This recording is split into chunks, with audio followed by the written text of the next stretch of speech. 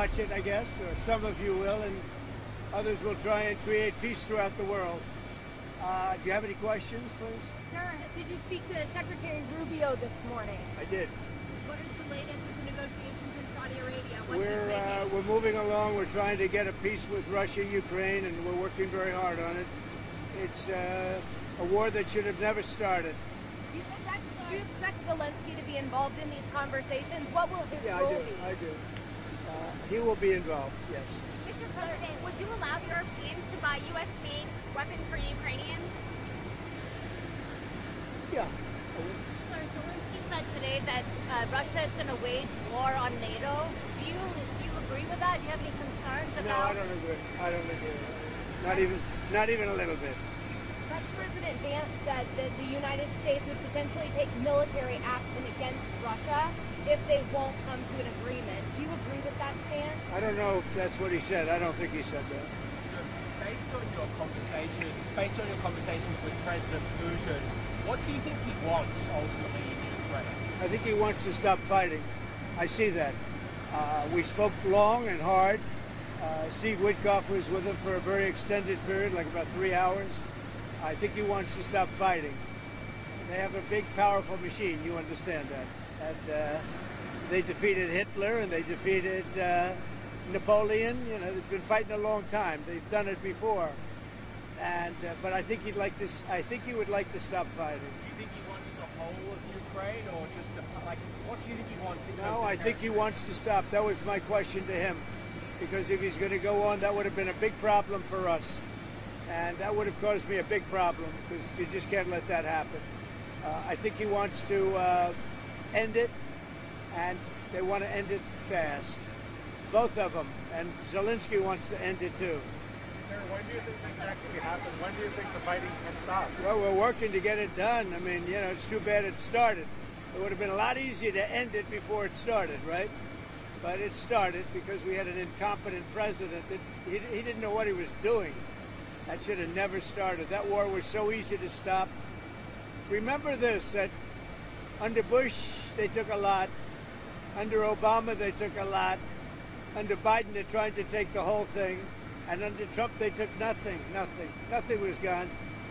Not even a little bit. So it's too bad. It's really too bad. A lot of people are dead right now that should be alive, and a lot of cities are destroyed that can never come back like they were. Those beautiful golden domes and all of the multicolored domes that were 1,000 years old, they're all laying in, you know, just shattered. So it's very sad. They ruined a culture. They're beginning phase 2 of the ceasefire deal between Israel and Hamas. What's going on there? Have you been briefed on the latest related to that? Well, I told you I have been briefed. I told Bibi, you do whatever you want because, you know, my statement was they got to come back. Now, the reason I made that statement because they said they weren't going to deliver, they were not going to deliver the people that they said they were going to deliver, that they agreed to deliver. And they did agree to do that, but they broke that agreement. When I made the statement, they delivered everybody plus an American. Now, the good news is they look like they're in pretty good shape because the people from the week before didn't look like they were in good shape. They looked like Holocaust survivors, frankly. Horrible. Whatever happened to them was horrible. But that'll be up to Israel what the next step is in consultation with me. What are you supposed to use these weapons for that you've now allowed to be shipped? Given the fact that there's this ceasefire supposed to be in effect, why ship those big bombs? Peace through strength. You understand that, right? It's called peace through strength. You know, they contracted for those weapons a long time ago in the Biden administration, and then Biden wouldn't deliver the weapons. But I look at it differently. I say peace through strength. They were sitting there. Nobody knew what to do with them. They bought them. But I believe in that very strongly. So do you have an update on your... The European Union is talking about banning food imports from the U.S., kind of along the lines of reciprocal Why is that? Why? Reciprocal tariffs. They don't like the That's all right. I don't mind. Let them do it. Let them do it. They're just hurting themselves if they do that. I can't imagine it, but it doesn't matter. We're having reciprocal tariffs. Whatever they charge, we charge. Very simple.